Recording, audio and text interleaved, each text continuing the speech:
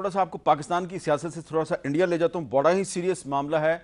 वहाँ पे मुसलमानों की फोर्स्ड कन्वर्शन शुरू हो गई हैं। मुसलमानों को ज़बरदस्ती इस्लाम छोड़ के हिंदू मज़हब इख्तियार करने पे मजबूर किया जा रहा है और सरेआम पब्लिक जलसों में ऐसा हो रहा है। आपको ये नज़र आ रहे हैं कुछ विजुअल्स जिसमें कि ये 14 जो मुसलमान हैं जिनमें के बच्चे ज़्यादा हैं, इनको ज़बरदस्ती एक हिंदू कौम परस्त जमात जो है उसके जलसे में इनको ऐलान किया गया कि इन्होंने इस्लाम छोड़ दिया और ये हिंदू हो गए।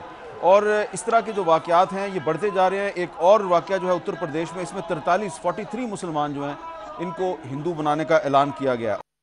तो ये उन्होंने कहा जी 31 दिसंबर 2021 से पहले वो हिंदुस्तान में इस्लाम और ईसाईयत को ख़त्म कर देंगे। ये सिर्फ पाकिस्तान के जो रहने वाले हैं उनके लिए नहीं, बल्कि पूरी दुनिया के वो लोग जो कि टॉलरेंस पे, रवादारी पे यकीन रखते हैं, उन सब के लिए एक लम्हा फ़िक्रिया है। डॉक्टर मुसद्दिक मलिक साहब, अब मेरे पास वक्त तो कम है, मैं वापस आपको पाकिस्तान की सियासत में ले आता हूँ। ये जो अदम बर्दाश्त का रवैया ये पाकिस्तान में भी बढ़ता जा रहा है, बहुत ज़्यादा बढ़ता जा रहा है जी, और बहुत ज़्यादा बढ़ चुका है।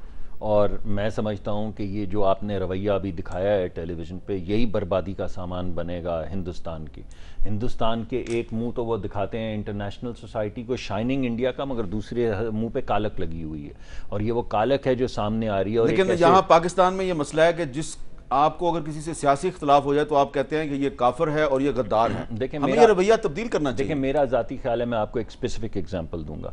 अभी पिछले दिनों ये ख़त्म नबूवत के इल्ज़ामात लगे। उस ख़त्म नबूवत की दस्तावेज़ पे मैंने उसकी तहकीक की, उसके सारे मिनट्स पढ़े हैं।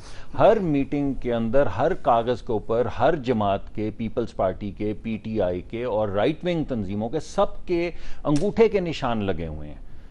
और इसके जब ये हो गया तो उसके बाद जिस तरह एक पार्टी को पकड़ के हम सियासी इख्तलाफ की वजह से फेंकते हैं बस के नीचे, अगर ये रिवायत चलती रही और हम सिर्फ सियासी पॉइंट स्कोरिंग करते रहे और हमने आपस में मिल के कुछ ऐसी बात नहीं की जिससे मुआशरे में टॉलरेंस बढ़े, और अभी तक आपने देखा कि एक जमात जो है वो सियासी स्लोगन के तौर पे इसको इस्तेमाल जिस तरह इनके पास फरतुल्लाह बाबर साहब हैं, आपके पास कैप्टन सफदर साहब हैं। जी बिल्कुल, तो कैप्टन सफदर साहब की हर बात से तो मैं नहीं मुत्तफिक। मीर साहब, मैं इस पे एक छोटा सा जवाब दूं इंडिया के हवाले से। ये खुसूसन पिछले 3-4 साल में हुआ है जब से मोदी प्राइम मिनिस्टर बना हुआ है। इससे पहले इंडिया में ये सूरत हाल कभी नहीं थी, और उस मोदी के साथ जिनके ताल्लुकात हैं उस पर भी अगर ये थोड़ी बात कर देते मेरा तो वो भी बेहतर था। उस तरफ ना जाए, जाना चाहिए।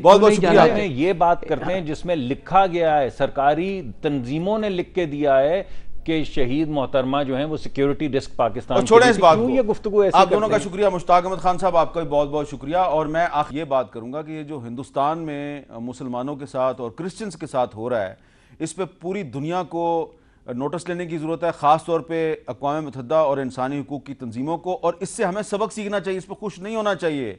हम पाकिस्तान में सियासी इख्तलाफ की बुनियाद पर एक दूसरे को काफिर करार देते हैं, एक दूसरे को गद्दार करार देते हैं। हम में भी ये अदम बर्दाश्त का रवैया बढ़ रहा है। हमें भी इस रवैये को तब्दील करने की ज़रूरत है। सिर्फ इंडिया की जो खामियां हैं उस पर खुश होने की ज़रूरत नहीं है, उनसे सबक सीखने की ज़रूरत है।